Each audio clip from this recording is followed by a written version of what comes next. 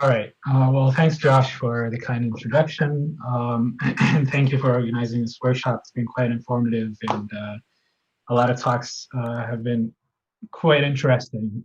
I enjoyed listening to it and looking forward for the rest of the talks this evening. Okay, so as Josh said, my name is Deya Banisakher. I come to you from the sunny Miami, or I guess I should call it rainy Miami now.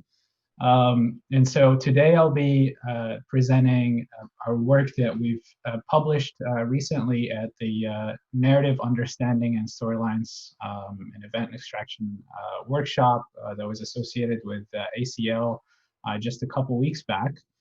This work is published in that workshop, and there's a stream of that as well if you've registered to ACL, so you can view the slides there as well. And so this work was done in collaboration with a few of my colleagues at the Cognac Laboratory, Victor Yarlet, and Mohammed El Dosari, and my advisors, Naftali Riche and Mark Finlayson at FIU. And in this, I'll be discussing how we've developed an automatic model for the identification of discourse functions of news article paragraphs. And so I'll first start with, the most simplest definition for discourse, which is a coherent structure of sentences listed in a document or in a dialogue. And discourse structure is a key aspect of all forms of text. This is most obvious. We'll see it in academic and in legal and technical texts, where you see certain paragraphs belonging to specific sections, like in news articles, that's introduction or results. In scientific articles or legal ones, it would be the same thing. News articles, however, have a similarly helpful, though implicit, design, where events are often not presented in a chronological order, but rather structured by importance. And so there are multiple theories on discussing how discourse structure of news articles are presented. And here we've relied on Van Dijk's theory for news articles discourse structure, and I'll discuss that in the next slide in more detail. And so in that, it lists that certain paragraphs convey main events or background events or consequences or previous events and things of that nature. And so identifying this at the paragraph level, identifying what paragraphs convey, how they function in a certain news article, is quite important for a multitude of things. I'll mention a few of them here. For example, in information extraction, we can do things like extracting the main event of a news article or knowing what sort of relation types occur in certain parts. And so this can help in that. In timeline construction, we can use, for example, extracting or knowing a certain paragraph discusses previous events. We can construct a more accurate partial chronology of the events or the news articles that are being discussed. And then this ties into story understanding, where we can have, in general, better understanding of what the key events are, who the actors are, how they're all interlinked, and therefore tie back to better timeline construction and even better summarization if we know what key information we need to look at. And so the goal of this project or of this work was to predict discourse function labels at the paragraph level of news articles, and to evaluate sets of features and different automatic learning methods and techniques and tasks that we could tackle this with. And so I mentioned Van Dijk's theory for the discourse structure of news. This is what it looks like. It's a tree-like structure that starts with, at the head, the news report, where each report starts with a summary. That's the headline, the title of the article, and then typically is followed with a lead paragraph. That's a summary of the entire article. It's a couple of sentences that starts with that the authors start with the news article with, that kind of summarizes everything that's going on. Then it goes into the story where it discusses the current episode, that's entailing the main events and the consequences of these events that are happening. And it discusses background information that's including circumstances and previous events and even history that's in the far distant past. The difference between circumstances and previous events, these can be a bit fuzzy, but previous events are temporally more recent and more defined, whereas in circumstances could be just general circumstances that span a longer period of time, where many events are happening within and don't really have a clear beginning and ending, temporally speaking, of these events. And then the news article follows by comments, or this can even happen before. I'm presenting it in a sequential manner, but it really isn't. All these could be jumbled around in various orders. And so then the authors discuss comments, verbal reactions, and those are explicitly solicited from external sources. And typically news articles would include, mostly towards the end, but can happen anywhere, expectations and evaluations. And these are specifically coming from the author's perspective or the news agency's perspective. And so these are kind of understandings or suggestions or opinions conveyed by the authors or the news agency. And in our work, we've focused on the most granular level here on the leaf nodes and identifying these paragraphs of where they belong into which label or which function, or what function they serve here. And we've ignored the hierarchical levels that are faded in this tree-like structure.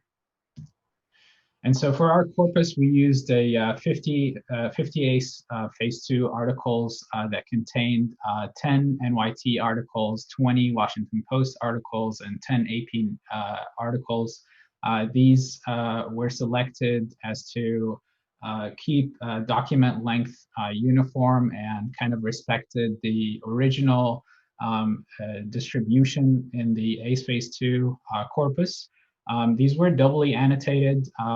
Actually, Josh and I were annotators on this quite back because this corpus and a pilot study was actually conducted a couple years back in 2018 by my co-author, Victor Yarlett.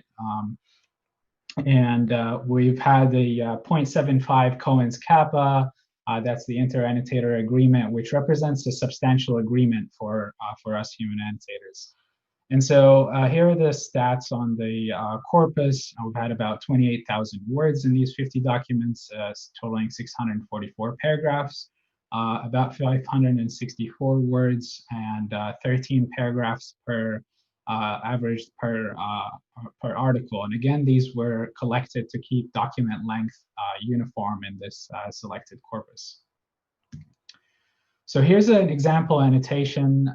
You don't have to read the text here, but I just wanted to give you an overview of how the annotation went. Here we have a headline that's typically like included in a news article. And then this is the lead where the news article is being summarized, talking about the events that are happening in Oregon. And then there's a verbal reaction. This is explicitly solicited from an external source that's supporting the core argument or the core main event. And eventually here we have a main event, and all this could include many other paragraphs that serve other functions. And so the goal here is to automatically label these paragraphs with those leaf nodes that we've discussed before, or these discourse functions. And so for our label prediction task, here the hypothesis here was that paragraphs and labels and the discourse function of them is quite interdependent in a sequential manner. So you don't introduce, typically there's a kind of an order, even though everything can be jumbled around depending on the author and depending on the article and the main event.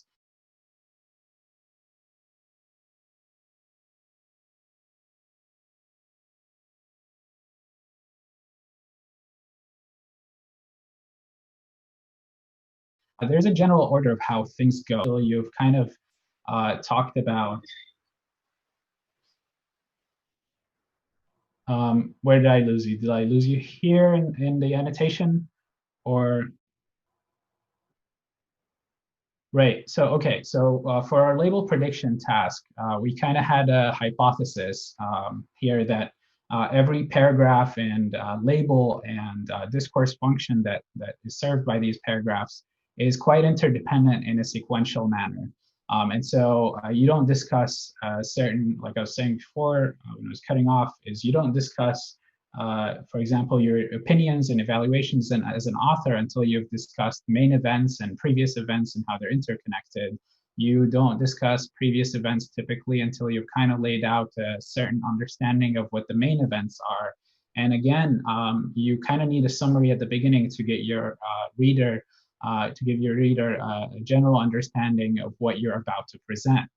And so for this, the hypothesis was to use or treat this task as a sequence labeling task rather than a general classification or an argumentative zoning task, which has been used before on other domains. And so for this, I've used conditional random fields, which kind of capture that sequential interdependency between all these paragraphs and their labels.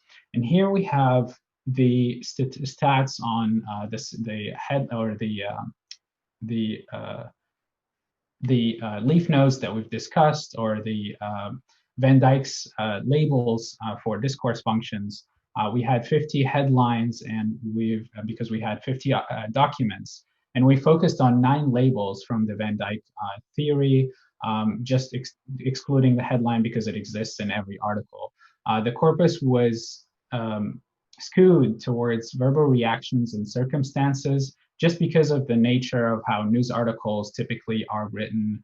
And they include a lot of reporting, they include a lot of verbal reactions, meaning they want to support their argument, and they talk a lot about circumstances compared to everything else that's happening. And so for our data split here, it's a supervised fashion. We used a 5-fold cross-validation. That's 80% for training, where we had 40 articles for training and 10 articles in each fold. And for our experiments, we've compared the CRF against a few baselines that I'll discuss later. And we've conducted a few feature group experiments because we wanted to see what features affect certain labels and how what feature groups are most beneficial to this task. And so in our feature extraction, like I mentioned before, Victor Yarlett, my co-author at Cognac, had started this effort with a pilot study back in 2018 that was published, and developed an automatic model as well that used the support vector machine with a few features, of a small set of features, to demonstrate that this is indeed feasible.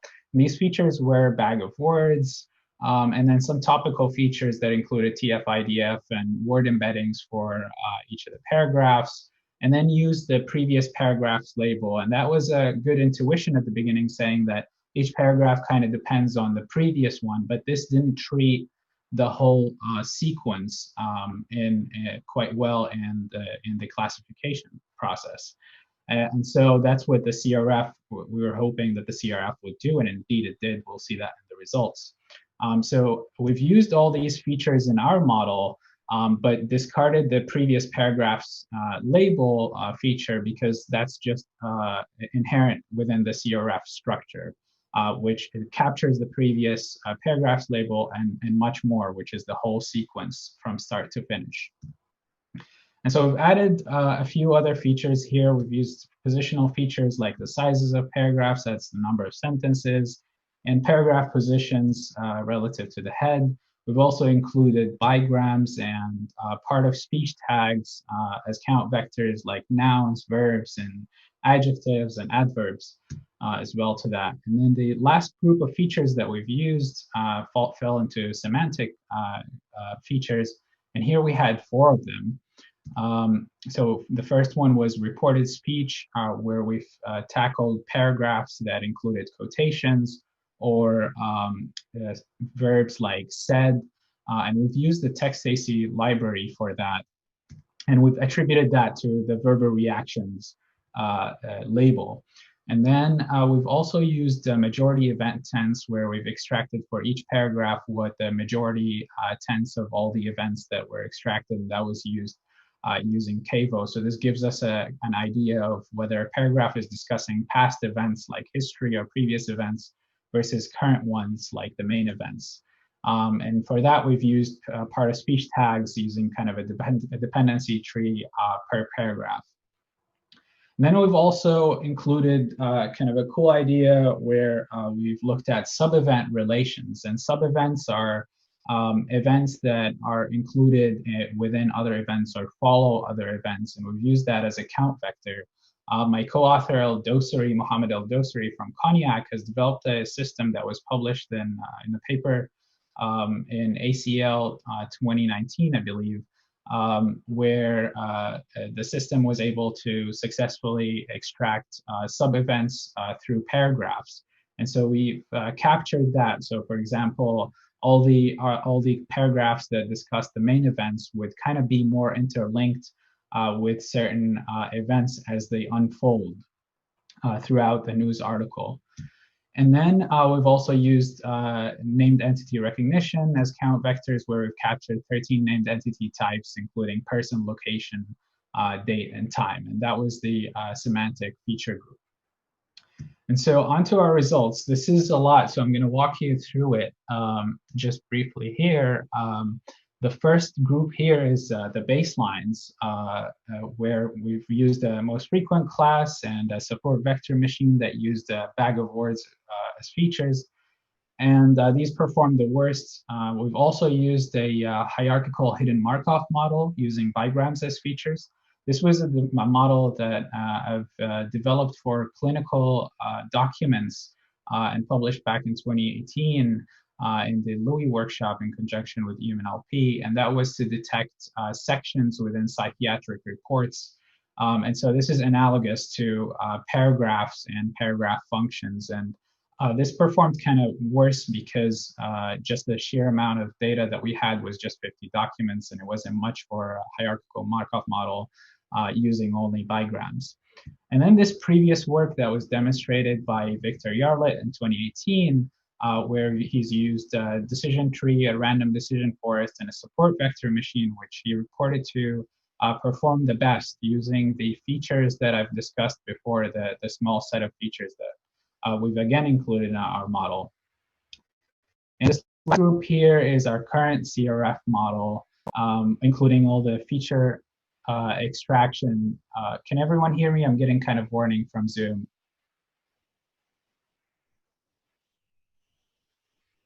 Yeah. Okay, all right. So here we have this last group is the CRF. So here, I'm gonna remove this notification. We've used the same features from the SVM that was developed by Yarlett just to test how well the CRF does in capturing the interdependencies of all these paragraphs and labels. And in this case, it did perform much better just using those features, telling us that the hypothesis was indeed correct and that interdependency exists within news articles. This last group here is the semantic group, which kind of gave the best performance to this model on top of the CRF. The sub-event relation feature contributed a lot to the main events. The majority event tense contributed quite a bit to previous events and history events. And then reported speech contributed the most to verbal reactions, and then adding named entity recognition just bumped the model by a little. And so these are the results. I'll go through them briefly for each of the labels. The circumstances and the verbal reactions performed the best, and that was expected because of their high prevalence in the corpus that we've used. And then history and expectations saw the lowest performance, just again because of the low prevalence in the corpus. Even though all these four categories here, or all these four labels, saw a much higher improvement using the CRF over the SVM, just because evaluations, for example, comes almost always at the end and understanding that it depends on all the previous labels and consequences, depends on main events and such. And then finally here, the lead label has saw the best performance just because it always exists, almost always in the same position, and almost always starts the news article. Finally, I'll discuss briefly just some future work. So first, we can definitely increase the corpus size, and we can definitely use more sophisticated methods. But the point here is that we can treat this as a sequence labeling task, or maybe we can use LSTMs. And then the next thing we could do is discourse structure understanding in multilingual corpora or other languages like Arabic, where the discourse theories can be a bit different. And then cross-matching those theories between these languages can be quite interesting to find across these languages. And finally, we could do unsupervised extraction of this discourse structure, where we could match certain paragraphs across documents to see whether they have the same type of language, giving us a hint that they serve the same purpose. Finally, I'm concluding with some summary or contributions of what we've done. We've developed a system that improves over the previous SVM model by 31.5% for paragraph discourse function identification. We've identified that we should treat this task as a sequence labeling task, and that's a better problem formulation for capturing interdependencies between paragraphs and labels. We've demonstrated the feature extraction necessary for this. Mainly semantics and event extraction can be quite helpful for such tasks. And then we've evaluated various baselines and kind of compared all that in detail, and that's all on the paper as well. And thank you all for listening to my talk. That concludes it.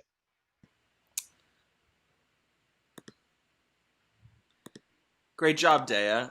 Great talk. Let me turn your slide off. So let's have a discussion about this while I change back into my avatar for my talk. So my question, let's pan to the audience and see Abby and Alexandra clapping. Oh yeah, that's great. All right, and look at the poster of Marina right there. All right, okay, I'm gonna go change. But Deya, stay on the line. So I'm wondering, have you ever tried running this on not Newswire? Like, I know it's trained on Newswire, and I know that these things are specifically about Newswire text. But I'm wondering what would happen if you gave it like a page of a novel, like roughly the same length of a Newswire article that you trained on. Like, what would happen?